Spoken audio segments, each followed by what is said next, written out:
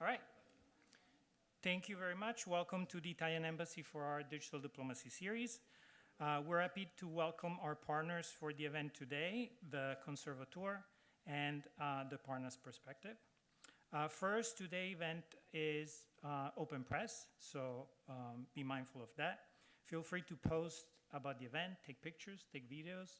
Please tag the embassy at ItalyInUS or tag the ambassador at ItalyInUS on Instagram. Today we have a very packed event. We have 2 panels plus a wrap-up session at the end. So let's start right away. I'm delighted and honored to introduce our boss, Ambassador Marco Peronaci, Italian ambassador to the US. Ambassador, you have the floor.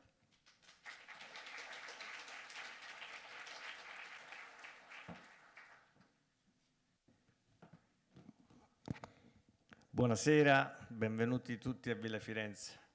I was told that you're all fluent in Italian now, since you are following our social media, so I'm very happy to continue in the language of Dante. No, I'm joking. But, well, thanks for coming in such a big numbers, and it's a great pleasure to see you again. Thanks to my wonderful staff, Gianluca, Andrea, for organizing this. I understand that it's become quite a tradition because we are at this is the 14th anniversary, so we are clearly teenagers moving very fast in this new world of media communication and digital diplomacy. And you know, I'm a very old man, but I remember where we were transferring information from one floor to the other of our minister with small pieces of paper, and they get stuck one on the others, and that's how we communicated.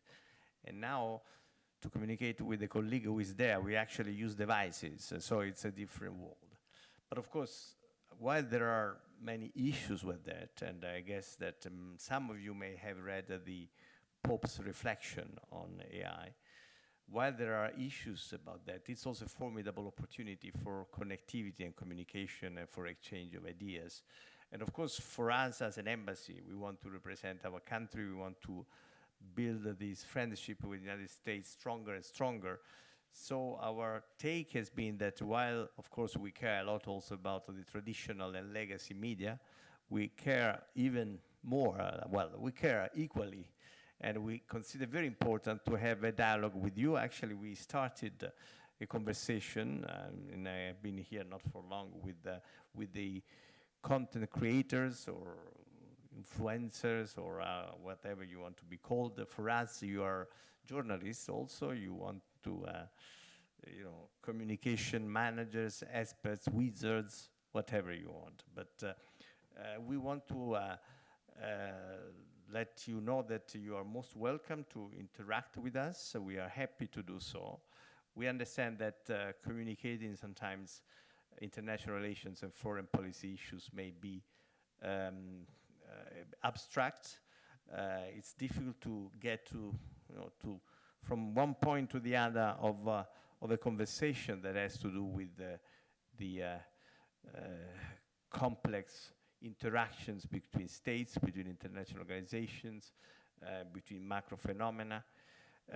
But I would say that more and more we know that this dimension is essential to the human beings, to the persons, because it touches their life. And so we think that what you can add in terms of connectivity between peoples, nations, and countries and understanding of the problems is a great added value. So we thank you for your participation, your ideas. Of course, this has to do not only with the relation between countries and with the ways in which we tackle policy issues as different as, you know, climate, energy, going to space, or dealing with artificial intelligence, trade, but also with how we tackle and reflect on trends that are happening now. And of course, we are now in the United States, and there is a lively political life. There is the so-called midterm elections approaching. And actually, they are getting very, very near. I mean, I remember when I arrived here, they were already talking about midterm elections, and but now they're really across the summer. So I understand that from the title of the conversation we're having, there will be an exchange taking different vantage points. I think it's very healthy. And I think that we will learn a lot also as Italians about the debate that you are having here, because of course we are in a different continent, but somehow the issues we face are similar. Consider the issue of managing the great challenge of migrations. We have, in Italy, I'm saying, we are in the Mediterranean, and our southern flank is bordering with a very lively and, of course, also challenging continent, the youngest continent with a huge demographic growth, with a huge pressure, and, of course, also with presences that are not always, let's say, respecting our rules and values, and a lot of illegal activities. And we need international cooperation to do that. We need to be able also to actually use the social media to speak with these populations, to give an exact picture of what happens when they, for instance, consider traveling to Europe without a visas or, in irregular ways. And I remember I used to work in the 14, 15, 16 years when we had a big migration crisis in Europe. I used to work about how you can interact with these situations. And one of the things we actually did was to go in the countries of origin, Sahel, and talk with the potential migrants and put them in touch with people who had been in Europe, and let them have a conversation, a direct conversation, using actually social media, because that's how you did it. And it helped, because sometimes, for instance, these traffickers use false or fake stories to, hire people, and in the end, this results in tragic stories. So there is a lot we can do. I mean, this is one area of policies, but there's so many others. So I'm happy to have you around.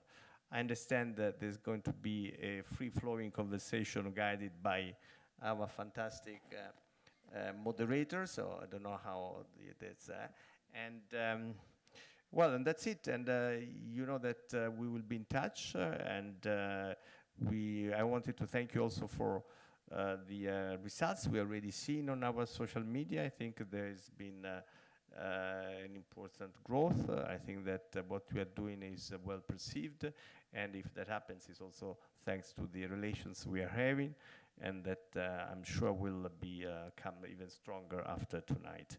So thanks again. I have a great conversation. I'll be with you a little bit, but then I will have to leave you, but you are in the safe hands of my best staff, and they will tell me everything about it later. Thank you very much.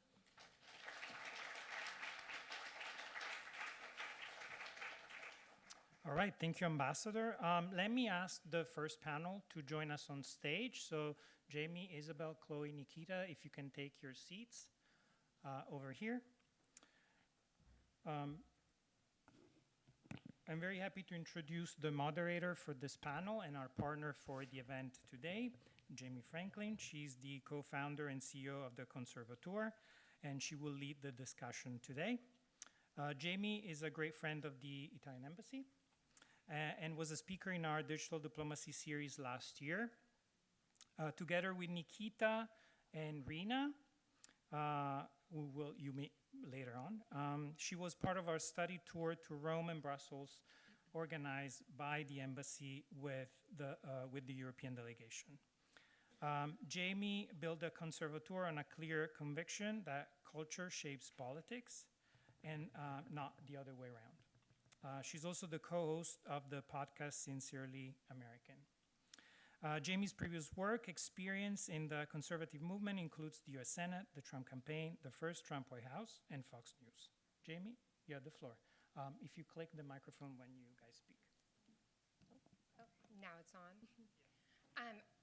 I'm so excited to be here with such a great group. I wanted to introduce all of you guys. I took a few notes because you're all so accomplished. I want to make sure I covered everything. But what I love about this group is, one, you guys are all great friends of mine, but you come from, you use different platforms, you have different backgrounds and different interests. So I definitely want to touch on that within the conservative movement and how it's influencing everything ahead of the midterms. I think we saw in the 2024 election that podcasts, TikTokers, Instagram Reels, they made a huge difference. And I think especially on the conservative side, there's an eroding trust in legacy media. And so a lot of great people like yourself have stepped up to the plate and become really trusted influencers in this moment in time. So first we have Isabel right here. Isabel is a best-selling author, speaker, and host of the Daily Wire's Isabel Brown Show. It's a great show if you guys haven't seen it before. She's a leading voice among Gen Z conservatives and has built a following of millions through her compelling commentary on politics, media, and cultural issues. Isabel is the author of Front Lines and travels the country speaking on free speech, faith, family, and cultural trends. And she's an amazing mom and wife to Brock and Isla, who are back there. And so you're doing it all. Thank you, Jayme. Chloe here is in the middle. She is a conservative Catholic opinion writer for the Daily Wire as well. She's a political content creator and a frequent guest on Fox News. We met in the green room when you first started going on Fox News at night. You make a lot of friends if you're a young woman on that show. Her account is It's All Politics, and it boasts hundreds of thousands of followers across Instagram, TikTok, where she breaks down trending stories and breaking news for the Gen Z audience. She's always on my feed breaking it down. And she's the only Italian representing the Italian embassy today. We're Italian by heart, though, so it's okay. We love the food. And then Nikita Chirkov. Yeah. He's Russian, so he's Russian-American, and he's a journalist and a content creator and strategic communications expert who advised high-profile Republican campaigns and presidential campaign advisory board. And he's the founder of Inside Geopolitics, a digital news media outlet covering global affairs, and is a fellow at the Center for European Policy Analysis. And let me tell you, Nikita, you've helped me many times. He knows every issue that's going on in the world, and he will break it down into very simple terms that I've used for many shows when I've gone on. So I'm very appreciative of his help. Of course, thank you. So I wanted to start off the panel today by talking about what got you into conservative politics, what the main issues that you focus on, where you see kind of the conversation heading, and where your audience is at. That's a great question. And like many people who got into this realm of conservative content creation, it was not my intended career path. I think many of us stumbled into this world by accident and happenstance, but it's been a beautiful journey. I intended to become a physician, and my educational background is in the biomedical sciences. I went to Colorado State University for undergraduate and then Georgetown University here for my graduate degree, and was really falling in love with the world of policy while interning for the United States Senate and the Trump administration in 2018, thinking I may do the law school health policy route and end up at Health and Human Services or the Food and Drug Administration. And in the middle of all of this, fell headfirst into the world of conservative activism by making a new friend at the time named Charlie Kirk, who ended up becoming my closest mentor. I worked for Charlie for 8 years with Turning Point USA in different capacities, and God thrust me into the world of conservative content creation and podcasting. I've been incredibly fortunate to work with almost every conservative media organization in the space and do a lot of legacy and mainstream media appearances as well, representing the voice of young people and where young people are interacting with some of the most important political and cultural issues of our time. But as a content creator, really expanded my reach beyond the world of what is Congress talking about today or who is running for president of the United States, and expanding those conversations, as Jayme knows all too well, into the cultural issues that we are interacting with every day. The food that we're eating, the TV shows that we're watching, whether or not you're going on a first date on Friday or attending church on Sunday morning. These have tended to be the issues that have shaped the values of our generation, then trickling down into political movements, elections, and so much more as well. It's been a beautiful journey because I think it's a powerful reminder. Most of what we're talking about when we discuss political issues today in America, for anyone under the age of 35, typically isn't what you historically would associate with the Republican Party or the Democrat Party or strictly the election season that rolls around every 4 years or so. It is our day-to-day interactions with one another and the simplest decisions we make on a day-by-day basis, why it's so important for us to be connecting in an authentic and transparent way through social media. Amazing. Chloe? Well, thank you for having me, everybody. I'm very excited to be here. Like you mentioned, I am Italian, so this does feel like home. But no, I am 24 years old now, so I've been doing this, or at least interested in politics, for probably a little over a decade. I was always very interested in conservative politics. We always had the news on. I've been watching Ben Shapiro, our boss, since I think I was 18 years old. But in college, I went to Ohio State, and I was very interested in broadcast journalism. I thought I was going to work in sports. Obviously, Ohio State has great athletics. And at the time, it was hard to be a conservative and talk about your viewpoints openly. I remember crying one time in a pizza shop because somebody made me feel really bad for being a conservative. And I think it was that day I decided I wasn't going to be or hold back my viewpoints any longer. So I started writing for our newspaper, The Lantern, at the school, and I started to kind of find my conservative footing. And then after college, I thought I was going to go into marketing, sort of similar to Isabel. I also started with a major in bio, and then I switched to marketing. And then eventually I found my way to DC and pursued my minor, which is broadcast journalism. So I started with a political advertising firm called FlexPoint Media. And then I started posting on social media right after I graduated, just because at school I was in a sorority and my sisters were always asking me to break down the news for them in a digestible manner. So I started doing that on my Instagram account just for my sister and my mom. They were my only followers. I didn't want anybody else to know about it. And eventually it just kind of picked up. And so Town Hall Media noticed, and they asked me to start a show for them. So I started doing a political podcast for that company in DC. I just kept posting on social media, expressing my viewpoints, because nobody was going to make me cry anymore for being a conservative. And then eventually I applied to be at the Daily Wire. Somebody had reached out, and now I'm there as an opinion writer. So I had a bit of an odd path myself, but social media has been a huge part of my journey in DC. It's been wonderful. I've met so many wonderful people, and I'm excited to see where it goes from here. Nikita? Well, thank you so much for that wonderful introduction and for having us here. My background is a little bit different from my co-panelists. I grew up in a communist country, post-communist country, with a communist family, and I was told a lot of things about the United States that I later found out were not true. So when I moved to the United States at the age of 11, I was baffled by how successful this country was and how different it was from Russia, and by just how many falsehoods the Russian government and the media were portraying about the American society. And so that in many ways sparked my interest in politics. I thought, okay, well, why is this country so much different? And why is it that capitalism has produced so much more wealth and so much more opportunity for the average population, whereas Russia was just kind of stumbling along out of communism, trying to figure out what their version of democratic socialism looked like. So that kind of that sparked my interest in the academic field of political science. I became, after university, a journalist. I started writing for the Hill newspaper here in Washington, D.C., was a contributor to various other publications, including the Washington Examiner, did hits on television as well, talking about various different issues. But what I thought was lacking at the time was kind of a more visual approach to news.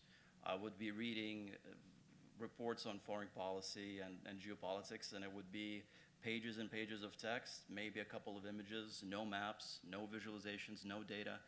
And I thought, okay, well, with the rise of social media and short-form content such as TikTok and Instagram, isn't there a better way to tell these stories? Isn't there a better way to do explanatory journalism? I was inspired in part by Axios. Axios is a really, really good model where they take news and they break it down to very kind of concrete details about what matters, what the context is. So I kind of took that model and then I applied a lot of different visual elements, and that was the idea for Inside Geopolitics. It was successful really from the first video that I posted on TikTok, got 500,000 views, and I thought, okay, well, there's definitely a hunger for that type of content. And ever since then, Inside Geopolitics has been successful, so yeah. Amazing. Well, Isabel, I'm going to start with you. So I think when it comes to the conservative movement, there's obviously the political side that we'll get into more, but I really want to touch on the cultural issues with you, Isabel, because I think you do you do politics as well, but you do a fantastic job breaking that down, and you're really living that conservative life in your own life. It's no coincidence. I really think the family, the nuclear family, is the core of the conservative movement. I think a lot of Gen Z people are drawn to that messaging. And, you know, you look at the 2024 election, and married woman went for President Trump plus 2 points. Unmarried woman went for Kamala Harris plus 40 points, I believe. And so you do see that marriage and motherhood does draw people more into the conservative lifestyle. So we're both moms. You're a young mom as well. And so I wanted to hear about your perspective when you became a mom, how that changed, and the issues that started mattering more to you. And you do a lot of advocacy about that you can be a woman and achieve the American dream, but you can also, the most important things in life is pursuing that amazing family life. So I wanted to hear your perspective on that more. Well, you're absolutely correct about that. The most important thing in the world to me is falling asleep on her dad's shoulder right back there in the corner, but my daughter, Isla. And I've always been quite conservative in my values. I was raised by a conservative family, by 2 Catholic lawyers. So we talked a lot of politics and religion around the family dinner table growing up. But there is a different level of investment in what we're fighting for and wanting to change culture for the better when you have someone to leave that behind for. And it's not just the immediacy of wanting to make your immediate circumstances improve. That certainly is important and something that I continue to fight for in my content and with the activism I do on college campuses. And for postgraduates around the country, but you have a completely different driving force and motivational factor when you realize that you are building the world that we will leave to our children, to their children, and every generation thereafter. You know, it's interesting, Jayme, you mentioned the messaging for women who might be married with children or single women today, and I really think what you're watching right now is targeted messaging toward different demographic groups of people in our country for whatever reason. The messaging geared towards young men is significantly different in American culture right now than what young women are interacting with in entertainment, in the legacy media, and on the internet. It's probably why you're seeing such a divergence of core values between men and women at the same time. You know, it was interesting, Gallup, I believe, put out a poll this last fall that was ranking the top political priorities for people under the age of 35. And for young men right now that generally would identify themselves a bit more politically and culturally conservative, their number 1 and number 2 political priorities were to get married and to have children. But for young women under 35, those were last and second to last, not even on the radar of what young women are striving for in their personal decision making or as a political priority as a block of people in our particular age demographic. And it's no wonder why, when we really are interacting with a singular messaging stream in every TV show that we're watching, from most of our college professors, what we're seeing from the biggest and most popular influencers on social media, in the podcasting world, most of the messaging from the most famous women on the planet is to put off getting married and having children or to forego it altogether because it's viewed as less than desirable for a young woman in society today. So really, when I've been sharing my motherhood journey, it's just presenting an alternative to that constant messaging that we see droning on for young women today, in that you can find beautiful purpose and priorities in your family, that it gives you a sense of fulfillment and love and connection that isolation we're experiencing because of our increasingly digital culture just doesn't seem to offer, and is what Western civilization at large is really built upon, that foundation of the family. It's no secret that in America we're dealing with a fertility crisis. We just hit an all-time fertility low in our country a few weeks ago, alongside a record marriage low since we began recording marriage rates in the 1860s. But that's not unique to the United States of America. We're seeing that in countries all across Europe. I know Italy has been dealing with their own version of this as well, and I have friends living in Rome that are trying to combat that the same way. But truthfully, 2/3 of the world's population is currently operating below replacement rate, meaning our world is not suffering from a massive overpopulation crisis, but rather a dire underpopulation crisis that's projected to impact 90% of the world's population by the end of the century. That has massive implications on world demographics, on the economy, but in a more important sense, in our sense of purpose, identity, our faith, what drives the values of our culture, and what our motivating factors are getting up every day. So I really do think family will be the next political target, for better or worse, from those seeking to destroy that as the foundation of our society, but also those doing everything they can to revive it.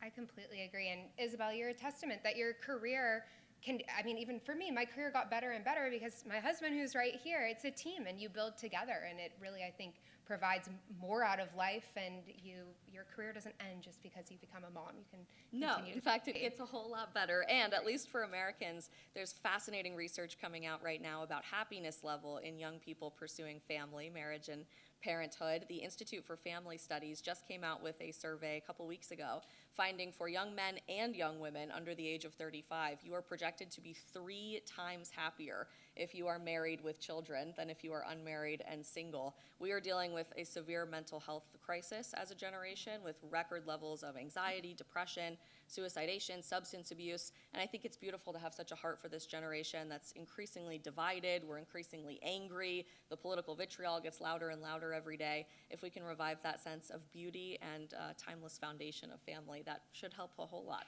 I completely agree. And going off of that theme, Chloe, I love that, you're such a strong Catholic, and I think when you talk about conservative values, you talk about the family and you talk about the faith component. They're so interconnected.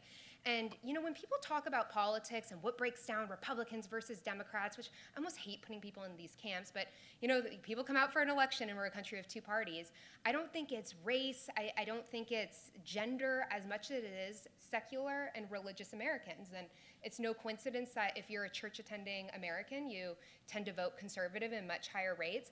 And what we've seen in this last year with Gen Z that I think is so spectacular is that we're seeing this faith revival, particularly with Catholics right now, where I think people are feeling really lost after COVID and social media. They're just feeling spiritually empty, and people are going back to church and are pursuing this traditional lifestyle that comes with getting married and having kids. So I wanted to hear your perspective, Chloe, about being a Catholic and the revival that you're seeing with Gen Z and how you think that can influence our midterms. Sure. So I'm not married yet, but that's part of the reason why I go every single Sunday to find my husband. But I had my own faith journey and faith revival. Our family's always been very Catholic. My mom's a youth minister. She used to be Christian, but then she became Catholic, and my father's Catholic. So I've always grown up in the church, but I hated going to church. I just thought it was a waste of time. On Sundays, I really just wanted to enjoy pancakes and Scooby-Doo and hanging out with my friends. But when I got to college, I did start to go to church a little bit more. It gives just such a sense of grounding. And obviously, whenever I started learning about politics more and having to defend my values, my faith, my politics on my social media, you start to have to defend all of those ideas. So you're not just defending the conservative belief, you're also defending your Catholic belief. So I think it's so important to understand the faith that you practice and understand the foundations of it. So, after college, I started attending church even more, and now 2 years out, I'm doing Bible in a year with Father Mike Schmitz. I'm trying to read the Catechism in a year. So I think that's been something that's really changed my view of the religion itself, just understanding more of it. And that's what I'm trying to tell my followers to do more of. Just understand what you're believing in, have a firm foundation in it, and be able to defend it with other people. So, and I think right now, young religious people, obviously there are more people becoming religious, but also those who were religious and haphazardly went to church are now going, understanding it more, and becoming even more religious, which is, I think, really great to see, and hopefully we see more and more of that. But yeah, I would recommend, and as I do to all of my followers, just to go the extra mile and not just run through the motions, but also understand why you're doing it. I now pay a little bit more attention, and it's changed my life. I do feel like I am happier, I am less stressed, and I wish that more of us felt that way, and I think we are getting to that, but to see more of it would be great. And if I can just say, the content that Chloe is putting out about her Catholic faith has influenced so many people, alongside countless others, sharing authentically their conversion into faith and their story of connection with God on social media. Because of that, they now say Gen Z is more likely to be in a church pew on Sunday morning than our parents and our grandparents are. We are the most likely demographic to be attending church on a regular basis. That, with young people leading that, is the first time this has ever happened in modern history. It is a complete inversion of what we've expected with traditional faith development throughout your lifetime. And that's why everyone says we're living through such a revolutionary revival with this generation, is the courage to share that on social media. Record sales of the Bible, I think, was in 2025, which is great to see. That gives me a lot of hope. Sometimes you black pill a little bit in this media environment, but I think that's what's great about your guys' content. It really does bring that fulfilling, and it raises you, and it makes you feel like that there is a future for this country and that young people are seeing the light. So it's really fantastic. Completely switching gears, Nikita, because Nikita's out here handling hardcore foreign affairs, wars.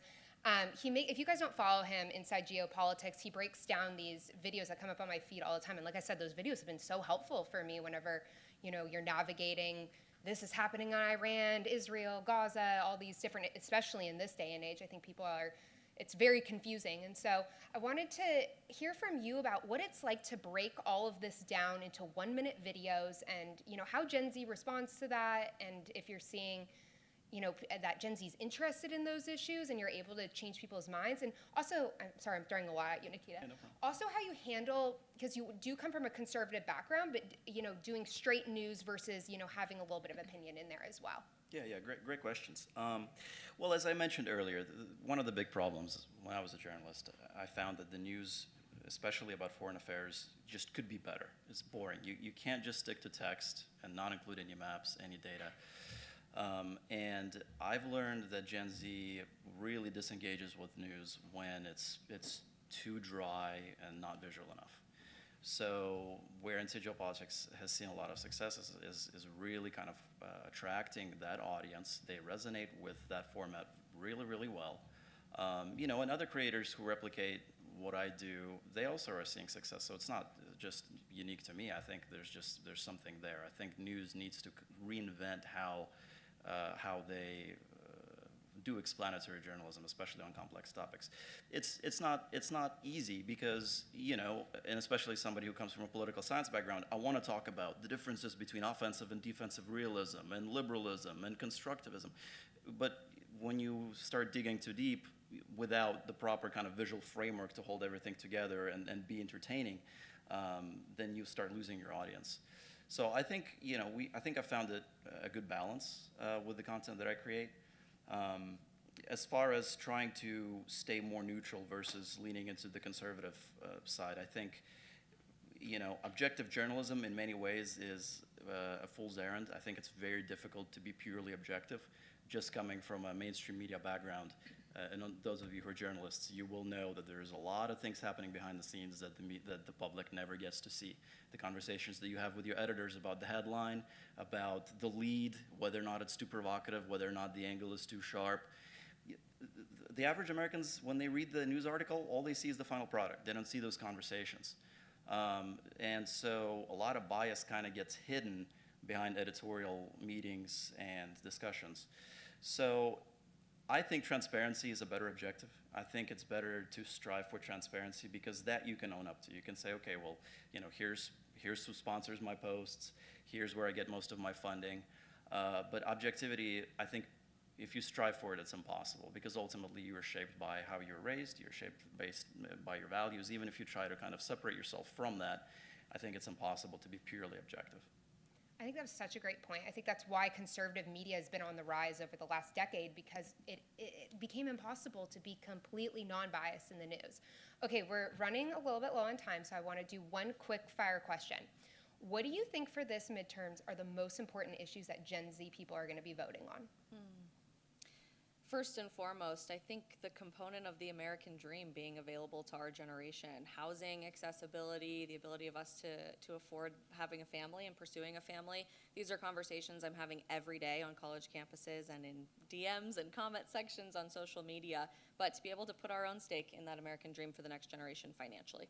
Yeah, building off that, I think Americans want to see normalcy, and unfortunately a lot of the candidates being put up, I would say more so on the Democrat side right now, are just so far from normal. So I think that will make a huge difference in the number of congresspeople who either swing left or stay right, and if we hold the majority. Completely agree. Common sense. Definitely, I think consumer perception. I think economy matters a lot. The data shows us that in almost every election, economy is the leading variable that tends to predict the outcome. But I will also say that with this administration, typical political science rules don't apply, so you never know what's going to happen. That is very true. All right, I'm sorry to cut off the conversation, but we have time for a few questions for this panel. So if you have any questions, just raise your hand. There's one down there. You're going to get a microphone. Just give us a second.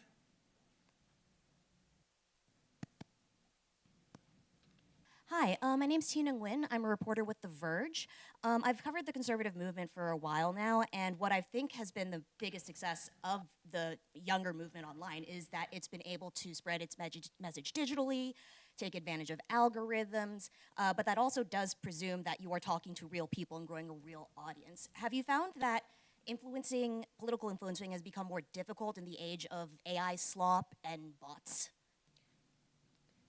Do you want us all to answer? Yeah. Yes, I think that depends on the audience that you're building. And I'm really proud of the Conservateur. My founder, Isabel, is right here, and we have real women following us. And you can tell that because of the DMs we get and the comments we get and the likes we get. And you do see a lot of these fake accounts now that might have like 1 million followers, but they don't really have real engagement. And so I think it's important to discern that when you're online. Or do you have a real following, or these organic followers that are coming to you for a reason?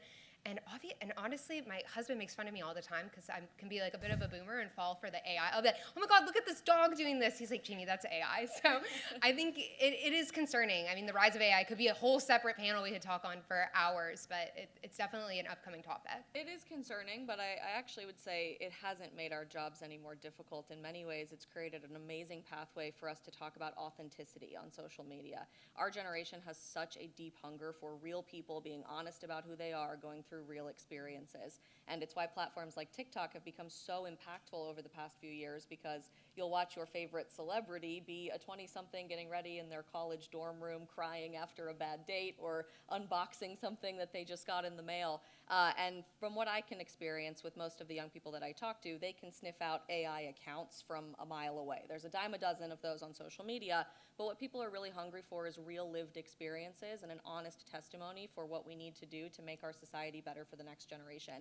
So certainly that presumption is out there that maybe it's challenging things, but I also think it's quite presumptuous to assume that the conservative movement is erring on the side of algorithms being beneficial, because all of us up here have dealt with severe bans and content being suppressed in algorithms because of our values and our beliefs. So more transparency, more authenticity, and more open conversations certainly is the way to go. Yeah, I would say it hasn't hindered my content creation at all. I think the past 4 videos that I put up on TikTok have been taken down or restricted. So that is still the biggest challenge that I'm facing, is just there is a total lack of free speech on certain platforms. I think the AI slop we're seeing is mostly on platforms like X, a lot of foreign interference. So you just have to take the comments, especially with a grain of salt. But in terms of creation, like Isabel said, people are craving authenticity, and so that's just what I'm trying to do. Yeah, I think it's a double-edged sword. So it can help expedite some of the streamlined processes. I mean, if you're a journalist, you maybe can rely on AI more about letting it handle the busy work, so to speak, of your craft, whereas you have now more time to network and create sources and so forth. I think the risk with AI is there's a lot of information online that sometimes can look really real, especially videos and photos, and it's easy for that content to become viral, and you have to do your due diligence to make sure that you're not reposting something that has been manufactured by AI for outrage. So I think it adds a layer of responsibility for us as content creators and for journalists to really verify everything that we see online. We can get one more question quickly. Yeah, and then we go to the next panel. Can you wait for the microphone? We'll be patient. We're not going anywhere. So earlier you shared a piece of actual misinformation that could be disinformation at best and fear-mongering at worst.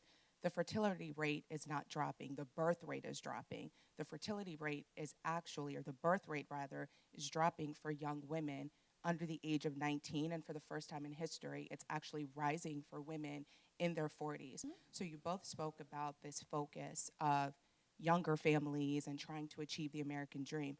What is this administration actively doing for young women who hope to have families and want to be mothers someday? What are the policies that are actively in place right now that would enable young women, young families to actually achieve the American dream? Well, the fertility rate at large is dropping. Part of that is the component to not want to have children and to choose not to have children. Fertility is not synonymous with the birth rate. There are 1 in 7 married and unmarried couples today that are currently actively trying to conceive in the community that are currently being diagnosed with unexplained infertility. That is an all-time high relative to American and global history. There are a record number of people today dealing with a loss of fertility. That is People objectively who have true. And you can look that access up to in- achieve Sure, so but I'll get to the access second resources part. and Yeah, I'll get to the privilege second part of your to question. get that type of testing. Part of that is by choice, choosing not to have children, and mostly more people choosing not to get married. There's extensive research that just came out this last week that largely it's the decision not to get married that has impacted the falling fertility and birth rates across our world. As to what this administration has done that's impacting young families in very concrete ways, I think there's countless examples of this, but most recently they launched a fantastic new initiative through Health and Human Services called moms.gov. I was able to be there for part of the launch for the initiative, and there are huge different components of this that factor into different areas of why our birth rate has fallen so substantially. Part of that is access to more fertility treatment in different ways, helping people who are in that unable to conceive category. A lot of it is offering free prenatal care to young women across the country through federally qualified health centers or pregnancy resource centers. There are more than 3,000 of these health clinics across the country that every day provide free prenatal care to women undergoing their pregnancy experience. They provide free diapers and supply drives, free childcare, and so much more to really help those who need an extra set of hands to create that dream for themselves in their future, and so much more, connecting them to other resources related to fertility and motherhood. But you can also look into other MAHA-related initiatives. The Secretary of Health and Human Services, Bobby Kennedy, is doing extensive research to get to the bottom of why that infertility rate is at an all-time high, whether that's food components, pharmaceutical components, or so much more. We could talk about making housing more affordable.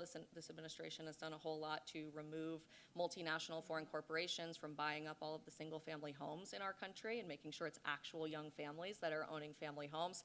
I could spend like 4 hours up here talking about Trump it. And Trump accounts too. and If you that was have a what I was gonna baby, end and with, I'm due in December, so I'm excited. My baby will be a Trump account baby. So Which, we'll- if you're not familiar yeah. with the Trump Accounts Initiative, is the first time ever that the United States government is financially investing in the next generation of children. If you have a baby born during this administration, you basically have a free seed fund of $1,000 put into an investment account that grows with them as they get older. It works similar to a college savings plan, but every year you can contribute up to $5,000 annually that's tax deductible from your income taxes into this account. And if you max out the contributions every year, by the time they are 28 years old, they're expected to have more than $1 million in this account that they can invest into their education, purchase a home, or start a business. It's a pretty amazing initiative, something I certainly wish at 29 now we had access to during our generation. that would be nice. All right, we are 30 minutes in, so we're, thank you very much, Jayme, Isabel, Chloe, Nikita. A round of applause for them. So much for having us. Thank you guys if you for can joining. take- That was a really great panel. If you can take your seats, I invite the second panel to join us on stage. The discussion will be moderated by another great friend of the Italian Embassy, Aaron Parnas. Aaron is the news influencer and independent journalist behind the Parnas Perspective, and their partner today for this event. Is active on several platforms, including Substack, and his news clips and educational content is designed to break down complex political issues in a fast, accessible way, particularly resonating with younger, highly engaged audiences. If you follow him, you're probably very familiar with one of his famous lines, which is? Well, we've changed it lately. Okay, breaking news right now. We brand. Like Jayme, he spoke at our digital diplomacy series before, a little over a year ago. Grazie, Aaron. You have the floor. Amazing. Thank you so much, Andreas, and so excited to be here with all of you. And I'm so excited to be here with the three of you, also three very good friends of mine who I met in this creator community that we've built out over time. To the left of me is Suzanne Lambert, who is a DC-based comedian. She's hilarious. Podcast host of Mean But True and internet personality. She's known as the Regina George Liberal. She delivers engaging and biting wit to an audience of over 1 million fans across TikTok and Instagram. Her first upcoming comedy tour will hit major cities across the United States, and you guys should all go when it's in your city. At the end, I'm going to skip Isaiah because he didn't send me his bio, so I have to make it up.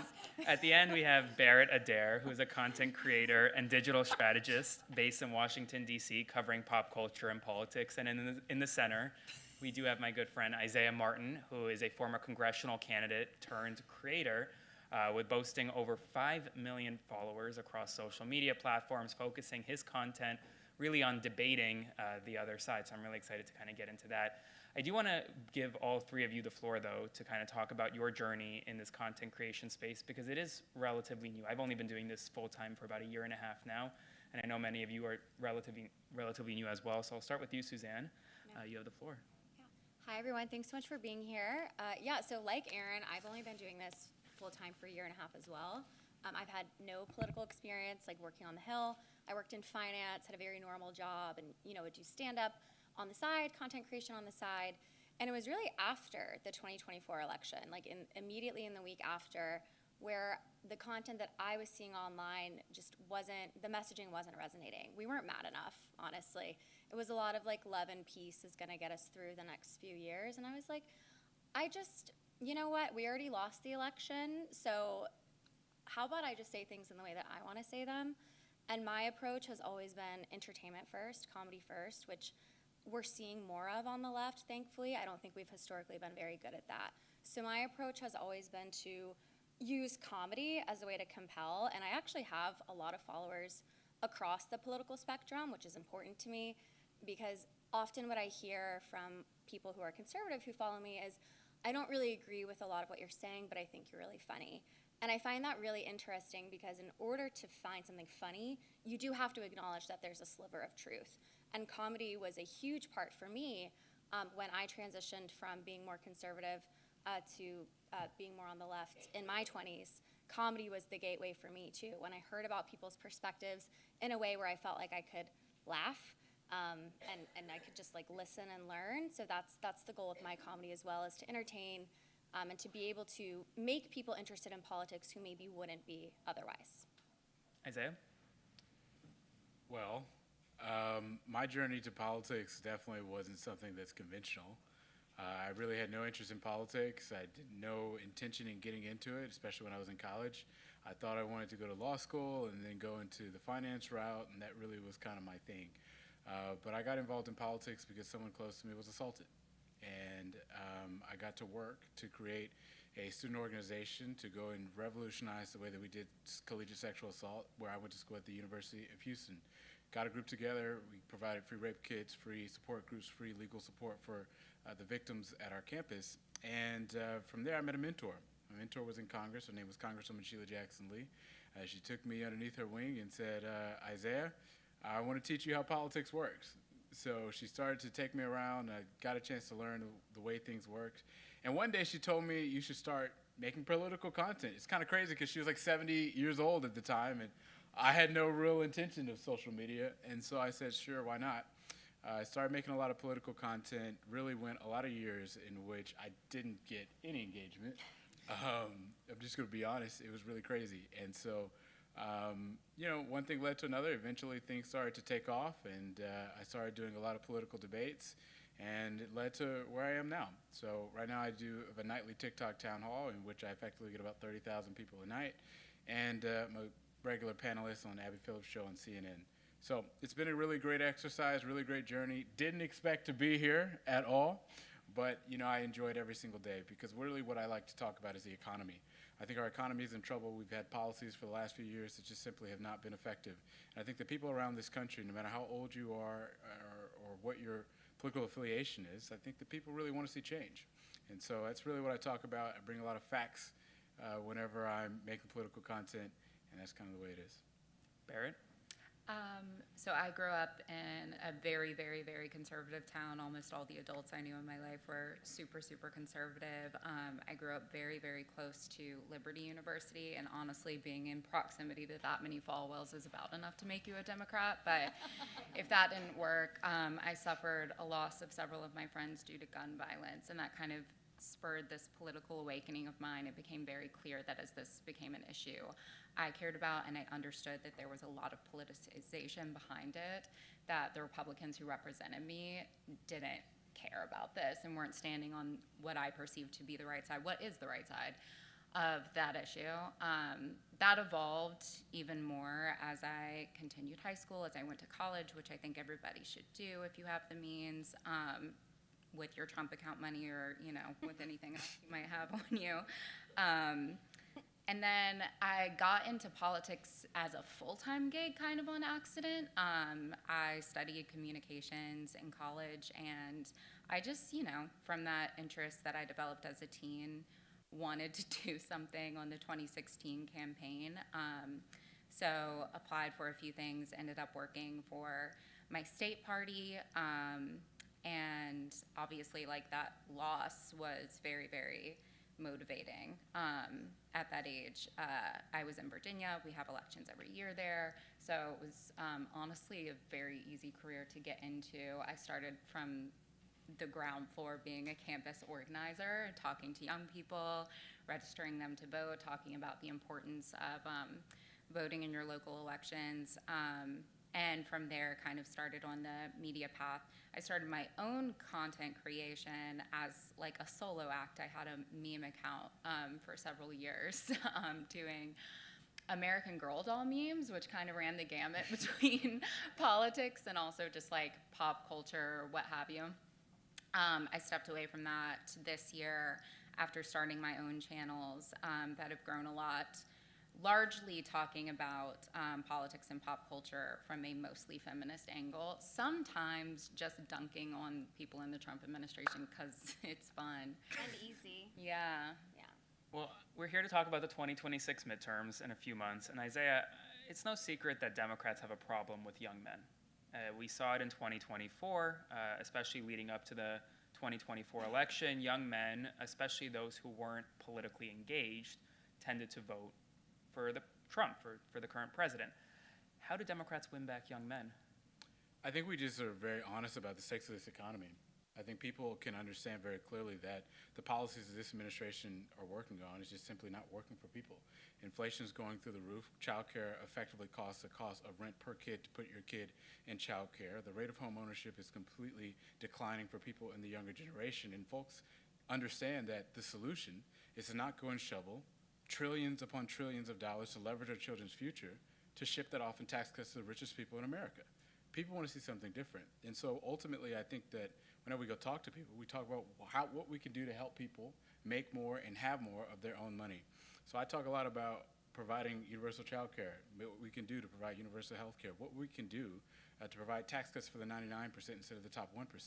That's a message that I've seen resonate with people that are very young. I know I go to the barbershop all the time, every single week, and whenever I'm in there, I'm always talking to people, and they always say, look, you know what, I might not have viewed it in that way, but people want to see what we're going to do for the economy. And I think that traditionally, one of the biggest problems in politics is that we talk a lot in platitudes. We say things like, oh, we want to make the economy better, or oh, we want to make sure that things can be better for your family, or oh, we want to make sure that you can one day have that white picket fence and house with 2 cars and all those things. But what exactly does that mean? And so I think that we have to bring more substance to the conversation, talk about healthcare, talk about childcare, and make sure that we can be the party that makes sure that you can have more of your own money. Well, Suzanne, I want to ask you, because you're a comedian first, not a political creator first, and I think that's a big shift in the Democratic Party these days, is embracing non-traditional political creators. Can you talk more about why you're focusing on comedy first, and really what the party needs to do to embrace, dare I say, normal, non-political people? Yeah, so for me, the focus has been comedy first. 1, because that's what I enjoy, right? 2, because I think that whenever we talked about needing a Joe Rogan of the left, which I'm so tired of hearing, we took that to mean you flood the zone with political content. If you've ever had the misfortune of listening to Joe Rogan, which I have, for research purposes, on his podcast, if he's rambling for, however many hours, he might only talk about politics for 5 minutes of that hour. Other episodes are more political, right? And for me, I'm less trying to inform, because I think there's a ton of amazing informational content out there, and to an extent, mine is informational as well. But I think it's also important to be able to keep people engaged who are feeling burnt out in the political cycle. I'm not the profile you go to if you want news. I go to Aaron for that, or Isaiah. I'm the profile you go to if you're like, God, all I've read is bad news all day. What can I read that's gonna make me laugh? I think that's really important in not only keeping people engaged who are on our side, but also piquing the interest of people on the other side who might just see me and think I'm funny and follow, which happens all the time. So I want to act as a bridge and a stepping stone for people not necessarily be like their end destination. As far as, can you repeat the second part of your question? Well, I guess what do Democrats need to do to embrace more normal people, more normies rather than political focused people? I mean, there's so many things, but what frustrates me, I think, is in the campaign vetting process, right? These teams are vetting content creators, everyone who's talking to their elected officials. And things that they have raised flags on for people, I'm like, listen, if you ever want to talk to a comedian, or like, those are all gonna exist. So I think shedding some of that perfection mindset and that just like very purity mindset is one aspect. But I think too, like, you engage comedians to help you look funny. I don't think the answer is like elected officials doing TikTok dances necessarily. I agree. Necessarily, unless you're good at dancing. But like, I don't think that that's what you need. I think you need to have people like me, other comedians who can make you look funny. Let us use our skill set and like trust us to bring that message home. Barrett, I want to add on to that. And I think that what Suzanne said is really a big piece, because that's why a lot of my content is conversations. You know, I do so many political debates because it allows for people to learn through ways it's not just me talking about exactly what's in bills and what's in legislation. I think people really like to see things that are not necessarily political in nature and just see like regular conversations with people. I think it's a really big thing. So you're gonna all catch Isaiah's next TikTok dance tonight. No, that's right. We're becoming normal. Didn't get rhythm. Barrett, I gotta ask you. Well, right now we're in Italy, but we do live in Washington D.C. and for those who don't know, Barrett works on a newsletter that I read every single day called "What's Resonating." Because he's in it every single day, multiple times. So is he. But outside of Washington D.C., outside of this bubble, what is resonating with the average everyday American? Love Island. Okay. And that's my hand to God answer. So what's resonating, you're more than welcome to Google it. It's a Substack, it's free to subscribe. It is really just an overlook at what the top performing posts on the left, on the right, and in non-political accounts are posting about that day. It tracks the top posts, it tracks the top keywords, thus the top topics. Our universe that we pull from is tens of thousands of accounts deep, and includes people like Aaron and people like Trisha Paytas. And we try to collect like what are people actually talking about. And I mean, you would be really baffled. There's always like a big gap, I think, between like what the left versus the right is talking about, with very few exceptions. But there is a much, much larger gap between what political or like government accounts are talking about at all versus what the culture is talking about. Love Island is genuinely my favorite example because we've, I think, very recently hit our 1-year anniversary on What's Resonating. And so it was around this time last year that we started it. And it was like an immediate like proof of the experiment that like this was a topic everyone and their mother was discussing online except for anybody who worked in politics.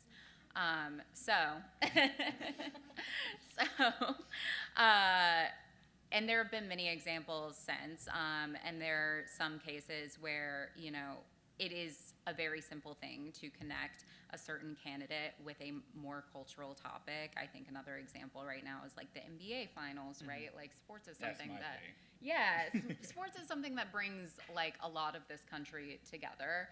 And it's an accessible thing for our candidates and for our elected officials too.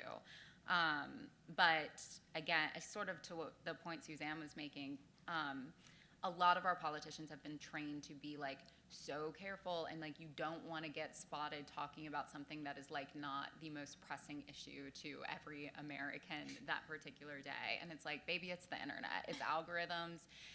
Like people are going to see whatever they're going to see, and you stand a much better chance at resonating with somebody if you connect with them on a topic that they care about rather than trying to force them to care about you specifically. I do find it funny that some politicians, where they're comfortable dropping F-bombs on camera, but they're not comfortable talking about normal people Yeah, issues. yeah, and they have personalities. I've Yeah. talked to all of them, and I'm like, and what if you did a little something with that? Right. Well, so I want to follow up just one question with you, Barrett, is something that I struggle with on a day-to-day basis, especially in this kind of political bubble, is am I ever actually breaking through, right? Like, or am I just, or are these on the right, are they just reaching the same voters on the right, on the left, are they reaching the same voters on the left? And no one's ever actually breaking through to, I guess, the disillusioned and disenfranchised. Do you see any creators doing a good job right now at breaking through? Ooh, that's a really good question. I mean, yes. I think everyone on this panel is a really good example of that, like just factually speaking. You hit my softball right out of the park. Well, I think, Suzanne, because she has a comedic bent to everything. Isaiah, because I think, like, you have really, really mastered the algorithm in an impressive way, and your conversational nature that you have, like, pulls people from both sides. And Aaron, because, like, you cover the news, and a lot of times, yes, that has to do with the American government. A lot of times that has to do with any number of things that people are interested in. I think, like, not pigeonholing yourself into only talking about like the political news du jour is going to kind of be the surefire thing to break you out of a bubble and get different audiences in the mix. And I think it's maybe even a little less of like labeling every single follower as being on the left or on the right. Frankly, from the data that I've seen, that is a really, really novel thing. We are kind of like DC swamp monsters, and we think of everybody as being one of those two things. The reality is that like the vast, vast, vast majority of this country is just like not really partisan at all, and you really have to meet them where they're at. And I think we all do that in really different and unique ways, but that's kind of the only formula there is at the moment. Isaiah, one issue that is really popping off lately is misinformation and disinformation.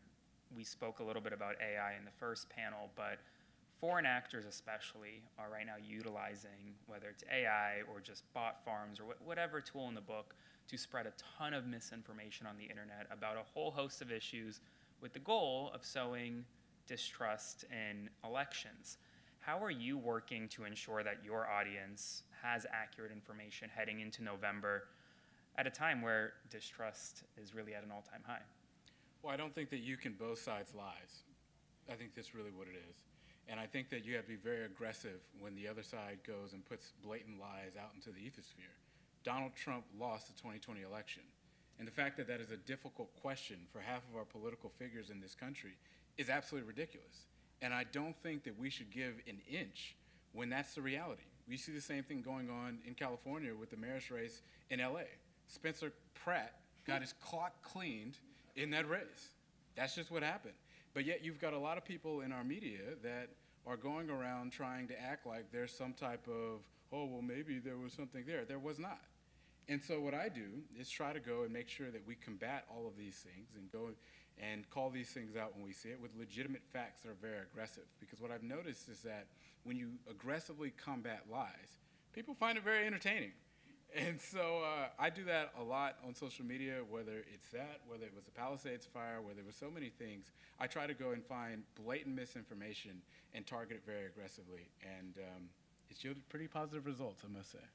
Suzanne, I kind of want to pose a similar question to you. I see it actually a lot in the comedian space, because a comedian will say a joke and then people will laugh. And then I'll get in the comments section, oh, did you see this? Why aren't you reporting on this? And I'm like, guys, that was literally a joke that someone said in stand-up. It's not real news. Do you see misinformation rising in your space right now? That's interesting. With comedians specifically, I think I wouldn't say, misinformation rising within comedians. No, I think that comedians are often taken out of context online. I think that's what you're referencing.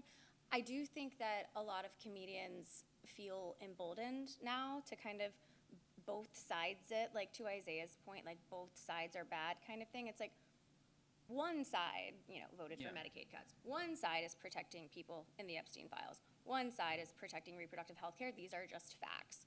So, but overwhelmingly, comedians are on the left, right? the best they could get was Andrew Schultz, which that's just hilarious. If you're in the comedy world, like we were all texting, like laughing our heads off because it's like, wow, we finally got to headline something. But meanwhile, I'm going on my first headlining tour, this year. But I think what I want to see more from comedians is less about combating misinformation. It's more so like we're all on this side. I know y'all have been afraid to like talk about politics on stage. Maybe there's been a bit of a resistance there, but we have humor on our side.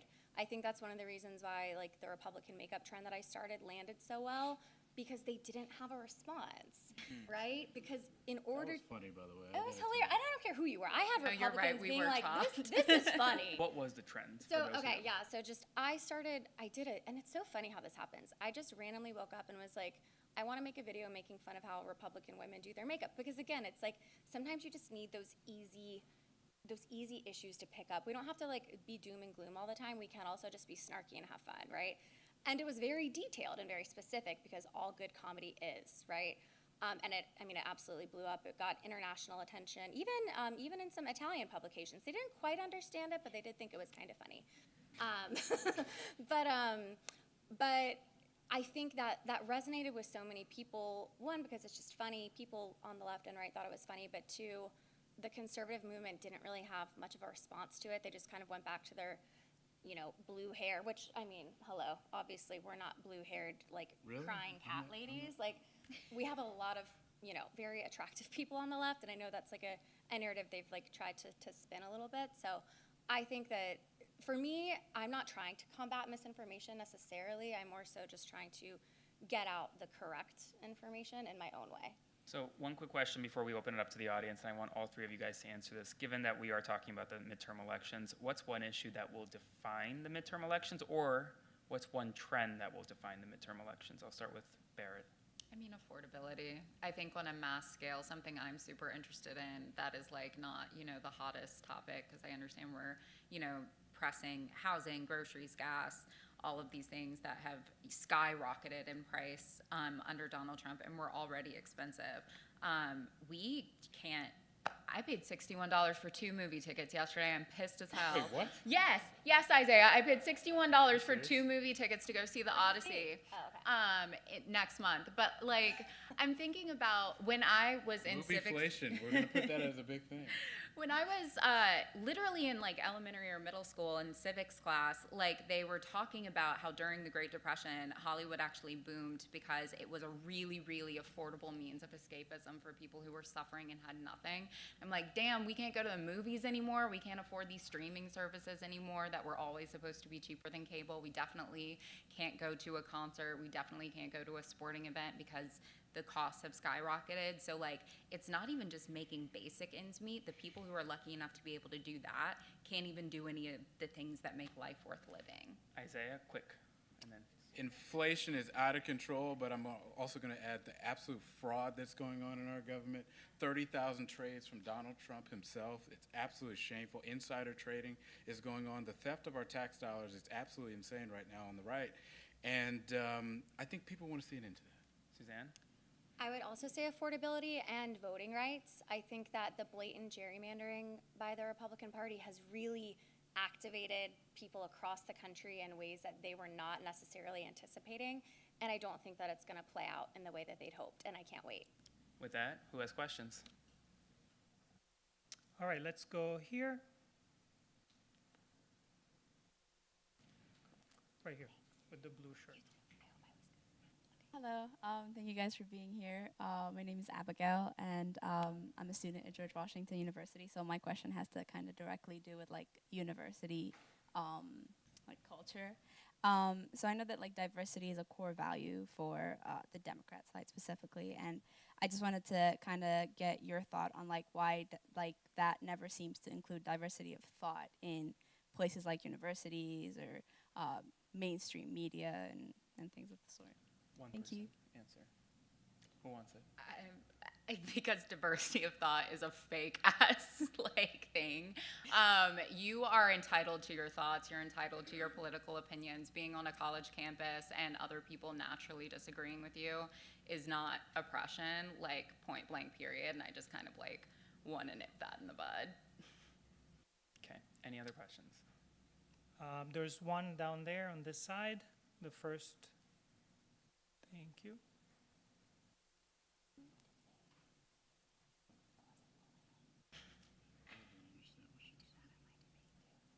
Hi, my name is Freddie Rivas. I'm good.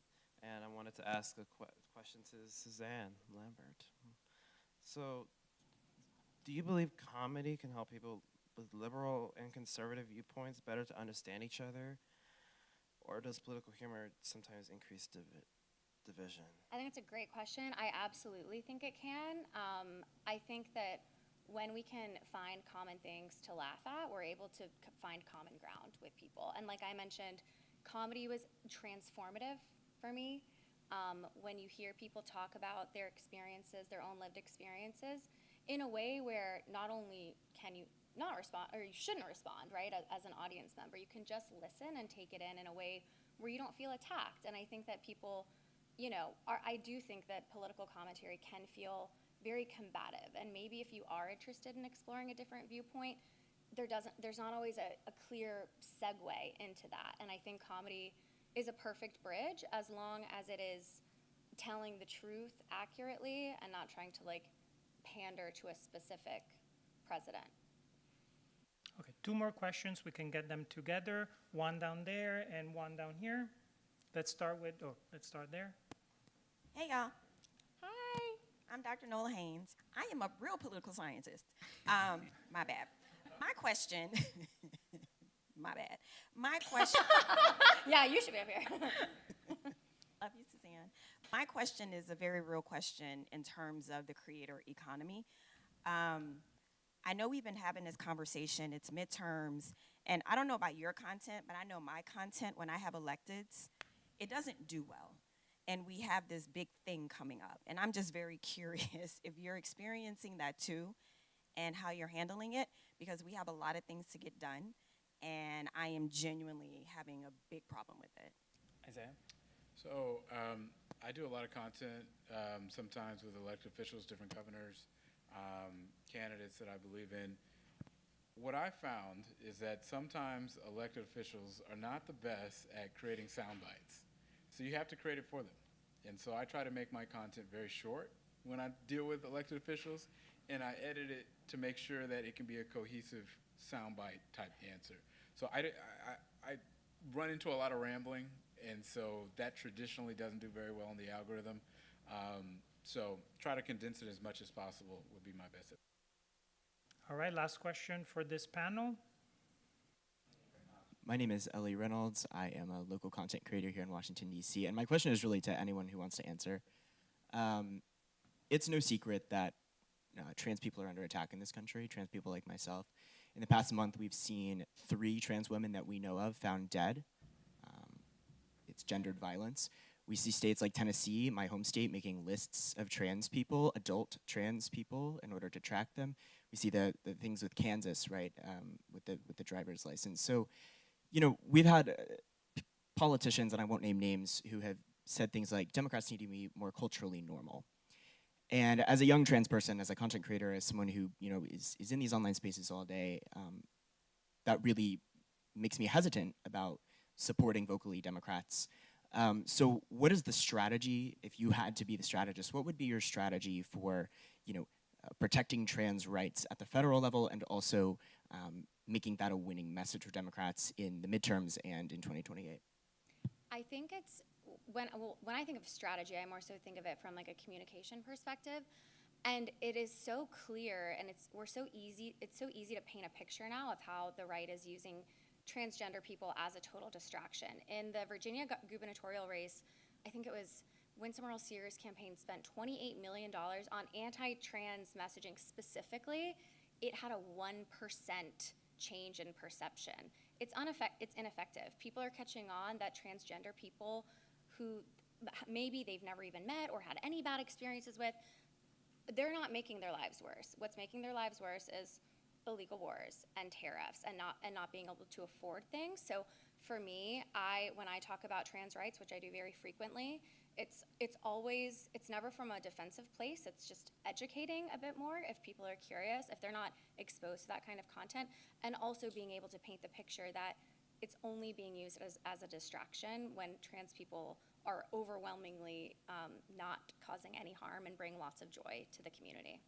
I'll be blunt that, like, as a strategist, I have said to many a Democratic elected official that, like, this is a fake Republican trap that they set up. Their ideas are pointless, unnecessary, and unwanted and unpopular, and nobody likes them, right? So they have to come up with some, like, new boogeyman, and they picked the entire trans population for the past couple of years. It, to Suzanne's point, is like not even working anymore because people can't afford anything. But I think a lot of our own got spooked, like post 2024, because it's hard when you just have exit polls and like you just have like a limited amount of data to draw correct conclusions immediately. And I think a lot of them were like, oh, we need to maybe like walk back some of these social issues, and like trans being like a big one. That became like a bit of a target. I'm very pleased to say like that is not the trend I'm seeing anymore, but I've made it point blank period. Like you can't fall for everything Republicans have set up like Wile E. Coyote for you to fall into. Like that's ridiculous. Like we need to stand firm that people have a right to do anything they want that does not harm another living human being. And trans people are beautiful and wonderful, and happy Pride. All right, give a round of applause to our panel. Okay. We'll do, if you can take your seat, you staying on stage, Rina and Jayme, if you can join Aaron on stage.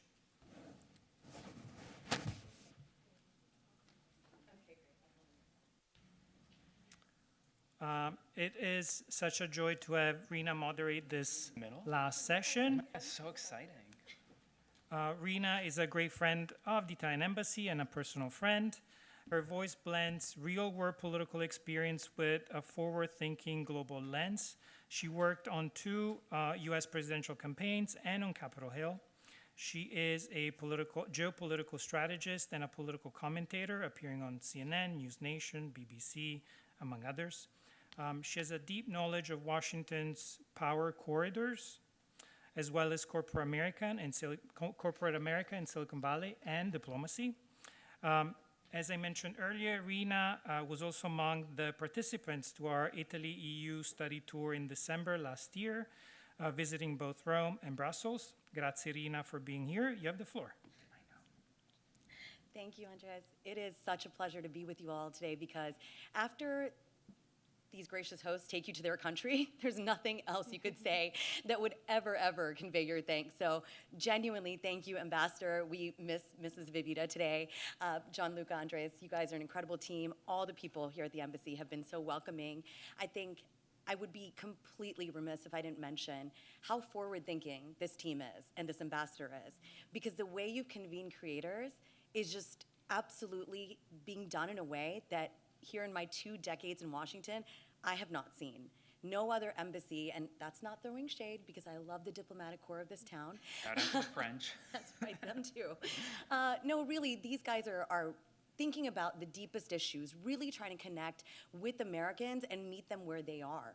That is something that is just so necessary. The world is so connected. When we went to Rome, and our EU friends might be here, but Brussels incredible, but Rome was really, at your Ministry of Foreign Affairs, we could feel it. We could feel that desire to learn from us and really take what we were sharing with them and apply it to their work. That is something that most Americans don't hear. There are people across the world who care about what we think, how our representative democracy functions, and they think the 3 of us are very important to it. They think we're actually leaders in it. So truly, thank you for treating us like leaders. I have met so many of these people, and actually Jayme and I met at Villa Friends for the first time, and we wouldn't have met, I don't know, otherwise. But listen, I've written a few things here, so if I look down a lot, don't ding me for that. I'm trying to keep 3 humans alive at home and a career as well. But I wanted to say, first of all, I'm not a moderator, I'm not a journalist. I'm just your politics-obsessed big sister. And I think the two of them have heard me refer to myself as a big sister, whether they want to take it or not. I already just love them like younger siblings. You don't travel with somebody for a week and not get close and understand what makes them tick and the things they love. And then after we met at Villa Friends, she just sent me the most kind message, and it was substantive. Not just a, hey, you look great in that dress, which would have been fine. You did. Need more compliments. But it was really very deep. And Aaron and I, I'm going to get choked up because this guy's a new dad. And he was there for me in a really tough time. After I gave birth for the third time, I was really lost. I was really lost in the digital space. And a friend of mine who's much older than me said, reach out to this guy. So I did. We met online. And we started talking, and he was there for me. There's no words that can explain how much you taught me, how much you did for me. And I'm just, I'm so proud of you both for who you've been, who you are today, who you're going to be. Your work, you both work so hard. Let me just tell you, I almost want to get you guys clapping. These guys work so hard, the two of them, and I'm, again, somebody who observes them all the time online, in person. They are hardworking, they care, they will look you in the eyes, and you just consistently, you're so good at how you show up, both of you. These are people who, their generation gets such a bad rap. I'm an elder millennial, by the way. Gen Z gets such a bad rap, but they show up consistently. They're good at what they do, and you inspire me every time we connect, when I see you in person or online. And yes, I'm much older than you, and so on that note, you're not. a woman of the world never tells her age. Okay, so that's the last. We're going to do the age thing, but I will wrap this up quickly. I will just say about me: I'm on CNN, MS Now, Newsmax, CBS News, BBC, Al Jazeera, and TRT World, daily, weekly. I feel blessed to give you that roster, but that roster of news organizations I share with you because you heard 2 left-leaning outlets, you heard 2 right-leaning outlets, and then you heard a bunch of international. I go everywhere I'm called because I think it's important to try to shine some light on the complexities of this town and to try to bring a voice and hopefully a younger face to some of these issues. And most importantly, this title right here, Left, Right, and Center, a centrist voice. I don't always get it right. I'm not purporting to get it right, but I am a genuine centrist. I'll just say, you know, you don't see a lot of that online. If you look for my digital presence, you kind of be like, really, Rina? You said all these things. Well, just turn on the TV, okay? So I'm an old school influencer, I guess, in that I still go on TV, but I don't post it all. Sorry, Aaron. I just don't have a full-time team who posts it all, right? I think in this economy and the economy of over 2 years ago, all things have been unaffordable. Like, it's just really bad out there. So I'll just say this. I post when I can. I really do so more so for fun, because every time I'm on air somewhere, I get a bump somewhere in my socials where somebody is looking for me to try to see who that person is behind the screen. And I think that's important. And that's why I love the influencer class or the digital influencer, whatever y'all call yourselves. I don't like content creators that much. But, you know, I'll just say you have a very important role because people are looking for you. And I'll just say this. I love the word love, and we don't use it enough in politics. I love both these people, but we live in hyper-partisan times. So I think it's even more important to hear their viewpoints, and I thought it was so important that you guys put on this event today. So I really hope all of you in this room, thank you so much for being here, taking time to come listen to this. This is really, really important that we all just kind of dig in and understand where everybody's coming from. So ground rules here. I'm just going to ask all of you, please be respectful. We're all real people here, behind our political affiliations, beyond our opinions. Let's just remember that. Let's just listen to learn. You know, today is today. We don't know what tomorrow holds. So we want to try to just be as respectful as possible. And then the other part about it is let's just have some fun. We're going to go fast. These guys know I'm a fast talker, but I'm going to shut my yapper, and I promise you we're going to end fun, okay? They don't know my questions. I didn't even text them to them. In all actuality, we're all parents of really young humans that, again, have to be kept alive by somebody, and childcare is terrible right now. Like, every day in America is like an Apple News alert. American parents are failing or dying or whatever. I'm like, yes, true, true, true. Anyways, can we be more like Italy? We have a lot to learn. Let's get going, because in the first panel, in the Q&A, we heard Some pretty heavy talk, right? Good question about fertility and birth rates.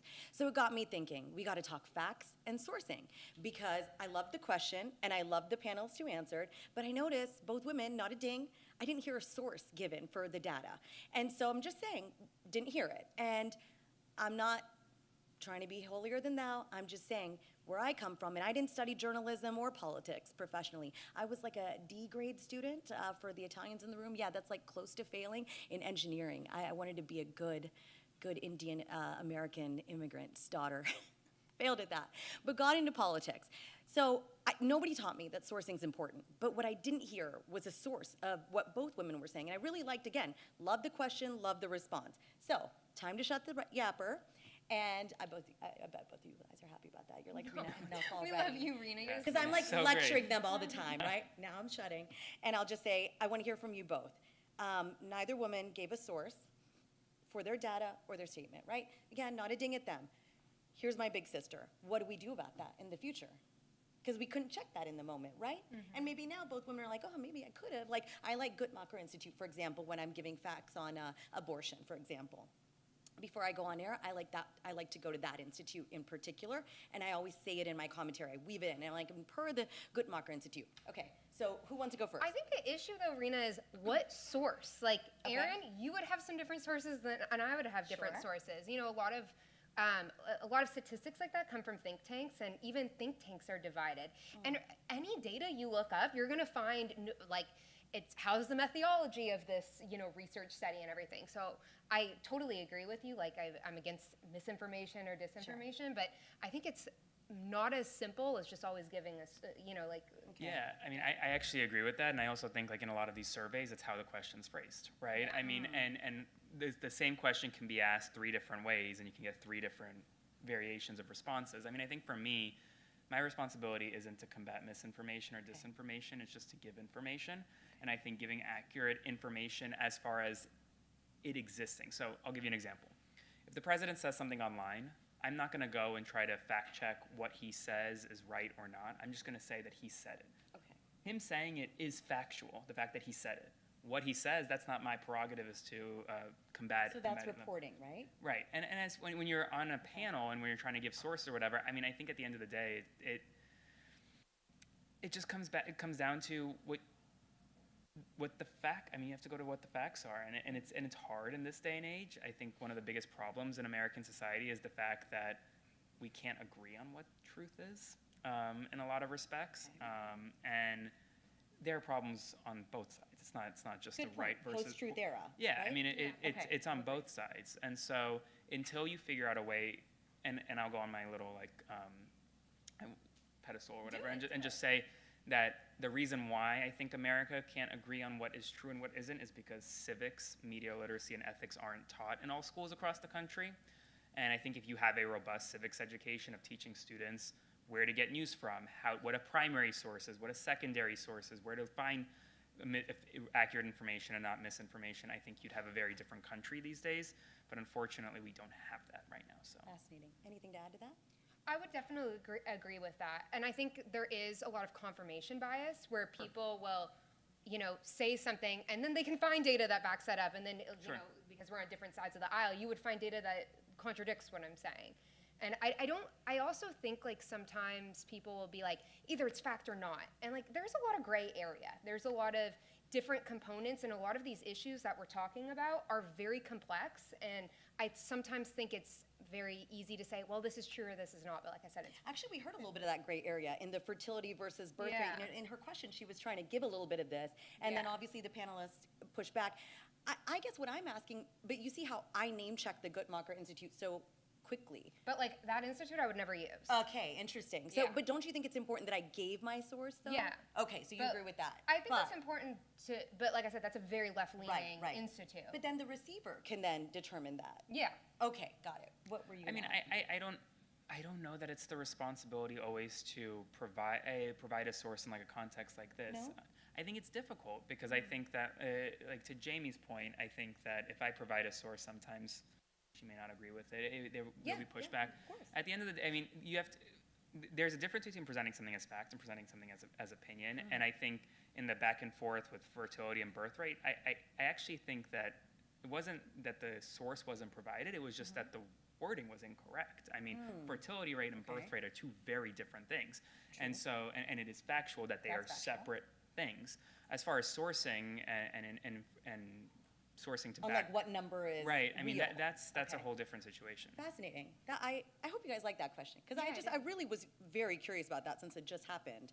Okay, here's one that's important to me, and we heard on the second panel from another panelist about political violence, assault he mentioned, got him energized, and political violence is really important to me as well, because I really was glad that he presented that when he first spoke. It was like, wow, that really got you, right? Because physical violence is never okay, and certainly not for anybody's political viewpoints. I mean, we have the First Amendment here that is just everything, and I think our Italian friends would agree with us that it is a beautiful amendment.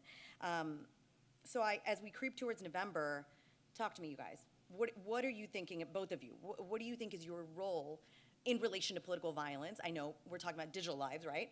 But also, I mean, like, okay, what are your opinions? What scares you? As we all know, political violence is on the rise, and you know, that's per Pew Research Center. Okay, I know I'm getting annoying. Sorry. No, It's a thing. I'm scared that it's going to get worse. I mean, I get death threats in my inbox every single day. I get death threats to my house regularly.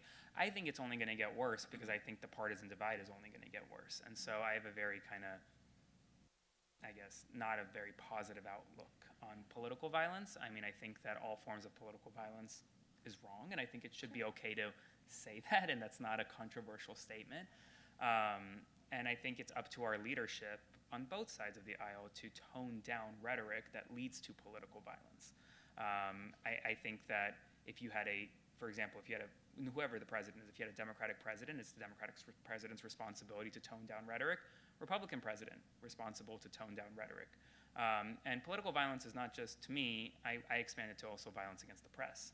And I think right now, the denigration of the press in our country, attacking the press regularly, even the looks of the press, I mean, I think is a real problem, and it only contributes to the rise in misinformation, and it contributes to the rise in overall violence, and I think it needs to be talked about. Yeah, that shooting at the White House Correspondents' Center, knowing that the president was there for the first time in how many years, right? So who knows who the intended target was, right? Whether it was the press corps themselves or Trump himself. I mean, I think it's just awful that it happened there. Assassination in Minnesota of a state senator just last year. I mean, and that unfortunately she and her husband and their dog. And it kind of has fallen on deaf ears for a lot of people. So I mean, it's everywhere, and everyone needs to call it out. Please. Well, I wanted to say, you asked a great question about college campuses and diversity of thought. And with all due respect, you said that no one's oppressed for not being able to share their thought.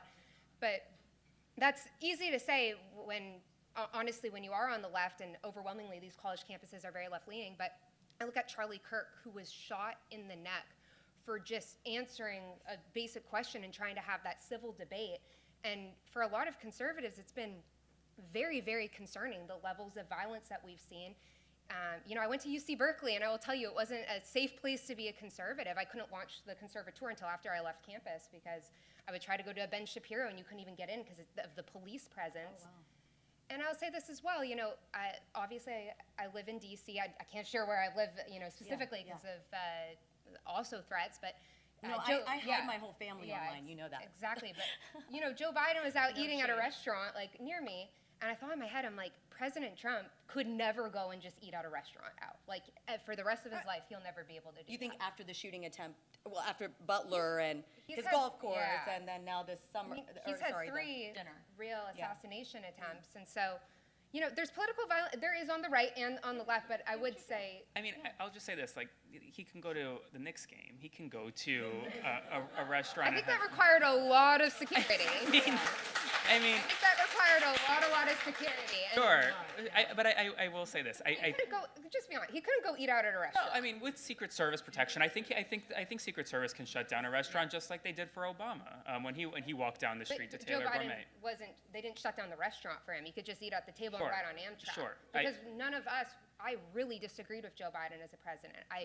But I have respect that is the president, and I would never, it doesn't matter if you're a communist or whatever political ideology, I just never have like, I feel like our side more doesn't want to like have violence towards people that disagree. I think this is important, guys. Let's listen. So I really believe in civil discourse. I understand where you're coming from, and I agree with you that President Biden can go at a restaurant today and not President Trump. And in terms of security-wise, Biden needs less security. I completely agree with you. But the reason why, in my opinion at least, President Biden never called for the hanging and execution of lawmakers on the Republican side, right? He never stoked the flames that Donald Trump does regularly online. And I could bring up a lot of quotes from Biden where people, and like we could get back and forth on this, but President Biden, and there's been a lot of, liberal members of Congress that have been very demeaning and rude towards people on our side, but you don't see that same level of threat. But You're talking about January 6th, 2021. So, no, I'm talking about post-January. Okay, I'm even talking then, about okay. November of 2025 when President Trump reposted a Truth Social post calling for the hanging of Alyssa Slotkin, Mark Kelly, and 4 other lawmakers. You had January 6th and stoking the flames of an insurrection in the Capitol that tried to, that did happen. I think impugning what Democratic lawmakers do on Democratic leadership, the president, I think it gets into a bit of a gray area. What Marjorie Taylor Greene or Lauren Boebert say, I don't say Trump agrees or just because they say it, even though he may. I think you have to look at the leader's words and the leader's actions, and leaders in this moment have a responsibility to tone down their rhetoric. I don't see President Biden going out and doing and calling out the other side in hateful and divisive rhetoric. And if he is, please point me to it, and I'll call it out myself. I think during COVID there was a lot of, a lot of very divisive rhetoric and people felt like their rights and freedoms were being struck from them. And like I said, I think we handled that in a respectful way, and we showed up to the polls in 2024 and voted for President Trump. But I think, on both sides you can say, but regardless, someone can go out and say the most divisive thing imaginable. That gives no excuse for political violence So ever. my thing is, I will, if President Biden came out tomorrow and reposted a post calling for the execution of Republican lawmakers, I'd be the first one up there saying that is wrong and President Biden is wrong. And I'd hope you do the same for what President Trump did in November.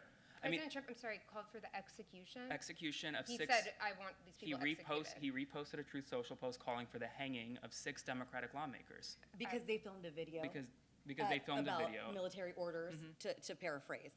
I think, I hate to do this, let's move on, right? Because we have some questions, and you guys have such bright minds. And I think the through line I heard was that you both agree both sides have a responsibility, a deep responsibility. And, I heard a snicker out there, and this is the big sister in me. If I hear you laugh, I'm going to really ask for you to go out. No, really. Because that last thing was about political violence. Yeah, you can see yourself out. Thank you. If you're leaving because you're laughing, because political violence is so important. The history of this country, which we're celebrating 250 years of, as well as the Italians. There's blood on this soil of foreign people who fought for our freedoms here, for our own Americans who fought. None of this is a laughing matter. These 2 people are the brightest in the entire political ecosystem. I'm just gonna tell you, they are. Your numbers show it, your minds show it, and you just heard them agree that both sides have a responsibility, okay? So don't accuse me of doing both sides stuff. I'm just saying, as friends, as fellow Americans, we can respect each other. But laughter, the big sister in me is gonna go tuss tuss, and I'm not chuggy about that at all, okay? So moving on, you get a little testy when you laugh. Okay, phew, that was tough, guys, because here's the next question that rides right off that weirdness, is online is not real life. I get a lot of people who say that to me. Oh, Gen Z just lives online. I just told you, these are bright minds online, and here they are, and they were just able to have a great conversation. So when people say to me, online is not real life, I push back and I give 2 examples of people I've broke bread with, people who are important to me. I was at this guy's wedding. By the way, his gorgeous bride is here with their newborn, by the way. That chick is everything. And this one's incredibly handsome and smart husband is also here. 2 smart spouses, 2, again, power couples you have here. Please, what do you say to that phrase, online is not real life, given that we're... Yeah, you should be able to be friends with people who can... It actually makes me sad in this day and age that people can't be... Because, I can have a debate and go head-to-head, and then I'm like, I'm actually really interested in your perspective, because I think that we would do better if we both, had a dinner and discussed topics. We'd probably disagree on stuff, but that's actually why I loved going to Cal Berkeley, because I'm like, I got to really understand the other point of view. Oh, you're talking about college, yeah. Because so it's a pretty liberal campus. And I think it's important to understand where other people are coming from. And the other thing I will say, online, yes, it's not real life, but to an extent it is, because these are real people, if they're not bots, that are posting their opinions. And I think what's so great about, there's obviously a lot of issues with social media, but it is a public square now. And it's great that, you can just be some random person like us and you can go out and get all these followers and be able to have a voice, and instead of relying on legacy media like we did before. And so, there is that ability to have that dialogue and get down to the truth. Yeah, I mean, I consider online to be real life to the extent that the way I am online is the way I am in person. And like people say social media isn't real life, but I just try to be my true self online and talk the way I want to talk, frame things the way I want to frame things, and look the way I look, because I never dress up in a suit in any of my videos. I mean, listen, I think we live in a very divisive time, and it is very unfortunate that we live in a very divisive time. I firmly do believe that 80% of America agrees on 80% of the issues, but once again, I go back to this every single time, it is not up to me or Jayme to fix that divide. It's up to political leadership. It's up to those empowered to fix that, to show a better example for me and ultimately for my daughter.